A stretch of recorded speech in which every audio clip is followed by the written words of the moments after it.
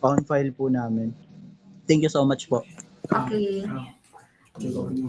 May definition naman dun sa side. Nakikita mo, di ba? Naka-highlight. Yeah po, yeah po. Nakita ko na po din and nabasa ko na din po instruction. Yung Yeah. question ko na lang po, kailan po yung deadline niya? 29. Next meeting. 29 po. Sige po. Thank you po.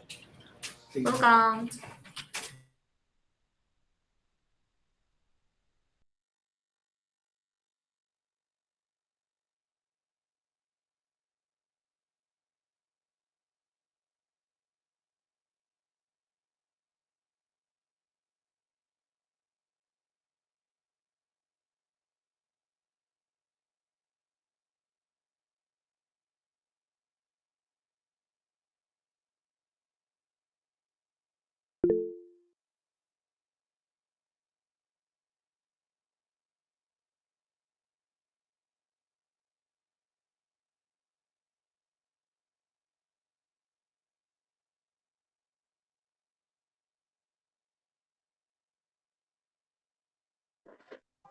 Ate Vanessa?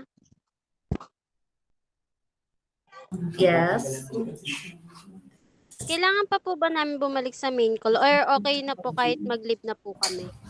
Oh, Since next week pa po naman namin ipe-present.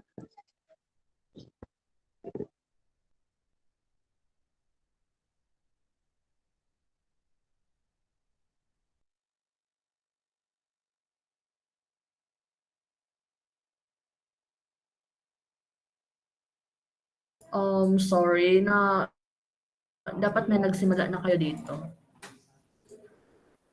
From what, how, who. Ito dapat yung pinakailangan nyo ngayon. Dapat magawan nyo na sila ito. Itong part.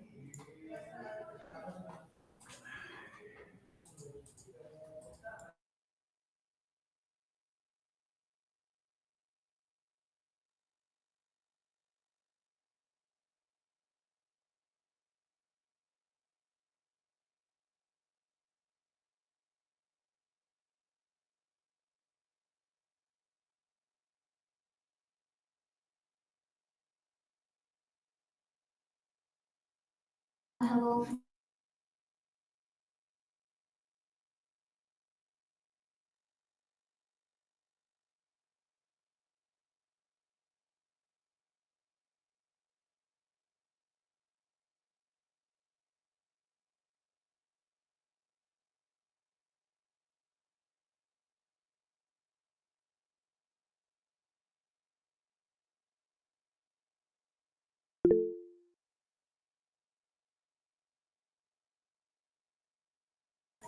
Yes?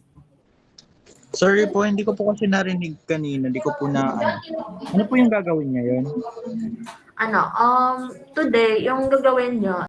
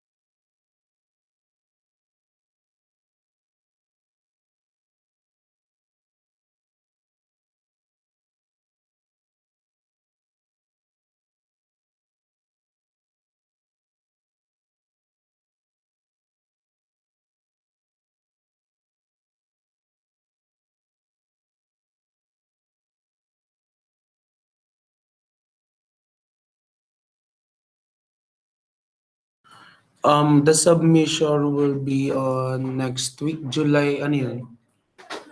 Ay, what's that? July 29 ba? Wait lang, guys.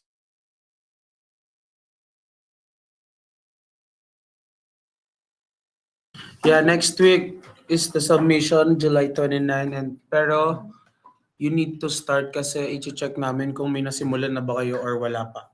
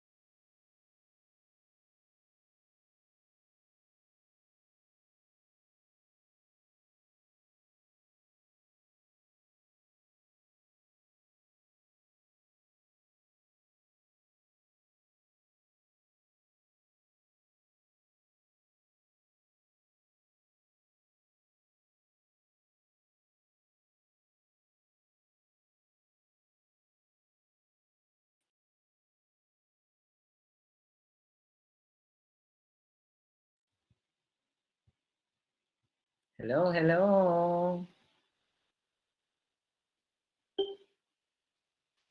Ayan.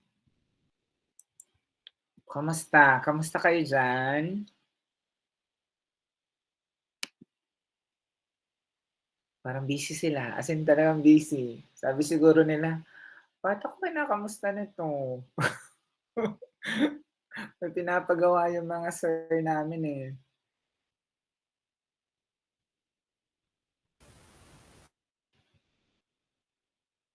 Carl? Lizzie? Walang audio? Meron po. Hindi niyo ako naririnig? Meron po. Okay na. Okay na. Hindi po ba ako, sir? Oo, pero medyo mahina, Simon. Medyo mumble po. Okay po. Pero okay naman. Okay po. Kamusta na sila? Parang nagle-left lagi si Lizzie. Naano po sir, nagkakaproblema po si Lizzie sa audio. Sa audio. Okay. Yes po. Kamusta? Kamusta ang breakout dito? Ano? Sige. Medyo okay naman siguro sir. Yung breakout na to. Breakout ng card. Medyo wala po silang ano sir, wala po image. Baka po gumagawa na sila. May questions ba? I mean, regarding dun sa business plan specifically. Feel free to ask question lang. Pero kaya nilang gawin? Sige, tanungin na lang natin sila, no? Kat? Hello, Kat?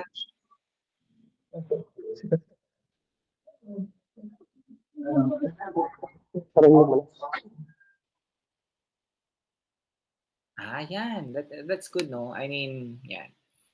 Gumagawa daw sila. Okay. Parang wala nang naiwan. Po kasi kami. Okay. Pero clear naman, no? I mean, clear yung instructions kung paano gawin yung business plan. Feasible naman siya. Okay. Thank you. Thank you, no? Sige. At least, until what time nyo binigyan ng time ito, Lizzie? I can't hear. Sige, Joanne na lang. Joanne, until what time kayo? I mean, for the work on it for the meantime. We will rin naman, 'di ba? I-homework rin naman nila 'to, no? At least ma-understand lang nila yung process. Malaman lang nila kung paano siya gagawin.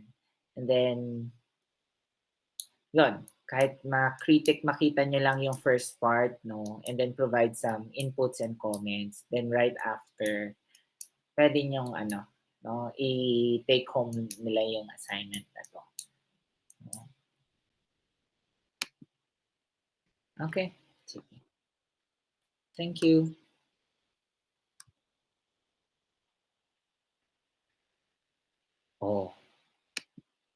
Sabi ni Kat, no, madali lang po siya pero di po madali gumawa ang plan basta-basta. Thank you dahil next week pa po submission. Correct. Oo. I mean, that's true, no? I mean, based on experience, ang Kat, no? I mean, maraming elements ang plano. Katulad din, nung experience nito mga students natin, yung meron din silang plano na ginawa in preparation for the project implementation. Ito, yung ginagawa namin to. So, dumaan rin sa pagpaplano din siya. And yung pagpaplano, again, iterative process siya. Hindi siya cast in stone na kung ano yung plano dyan, yun na yun kaagad. So, may mga adjustments yan. So, wag tayong mag-alala, no? Basta isulat lang natin kung ano sa tingin natin yung idea natin, for example, and will help you out, no? Yung mga facilitators natin, andyan sila Simon, andyan sila Kuya Carl, andyan sila Ate Joanne, and Ate Lizzie to really help you out in crafting your plan, in formulating your plan, no?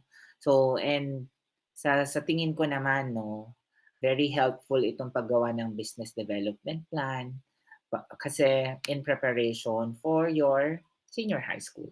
No? I mean, yun. Hopefully may natutunan tayo for this session. Meron naman.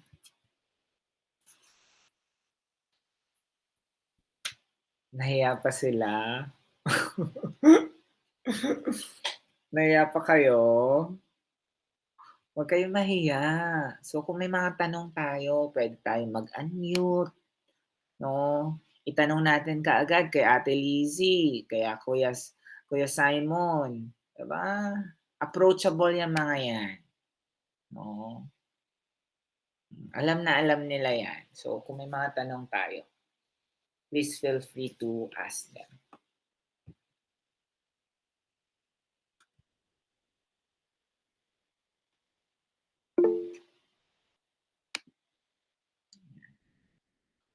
Ang daming kinumpal ni Ate Lizzie for you. Parang binigyan kayo ng sandamakmak ng mga references. Ayan. Tingnan natin yung mga sample. Mukhang hindi ata sila nakakapagtrabaho dahil ang dami kong sinasabi.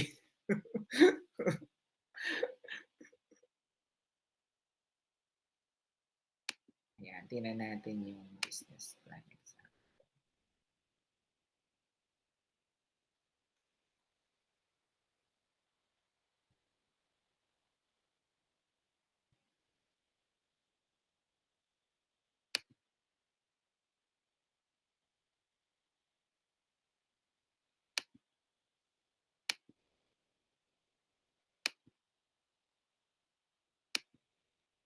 Sige, Lizzie.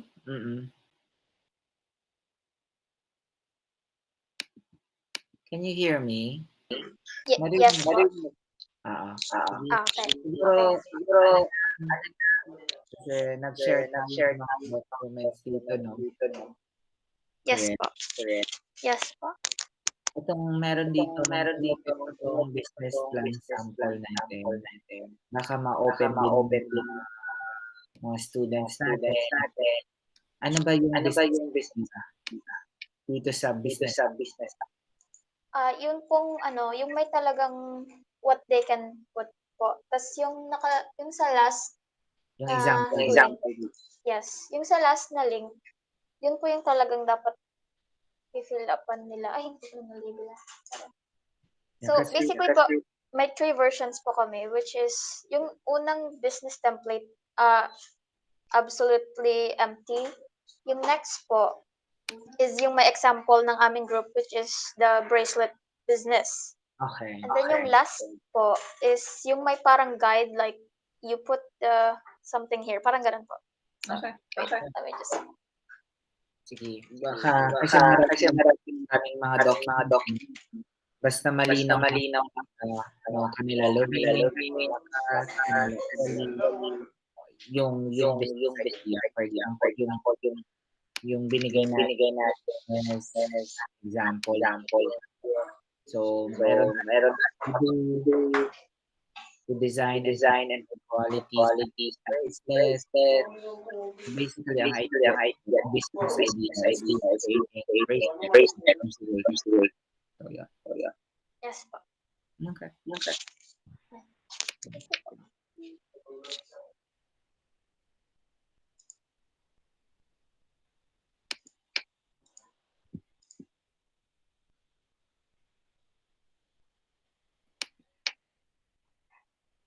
But siguro gusto ko lang point dito sa example ni Ate Liz. No.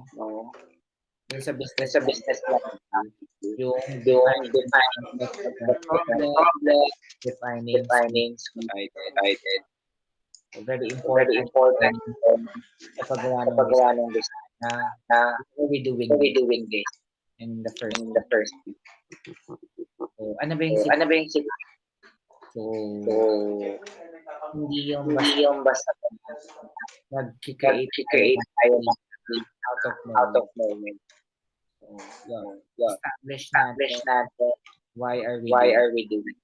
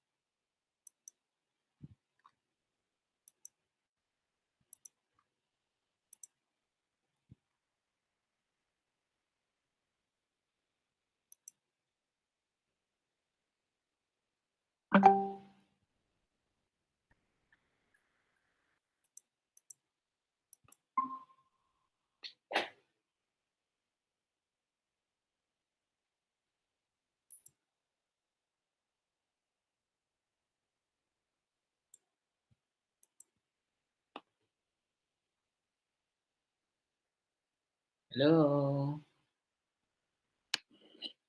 Hello po, sir.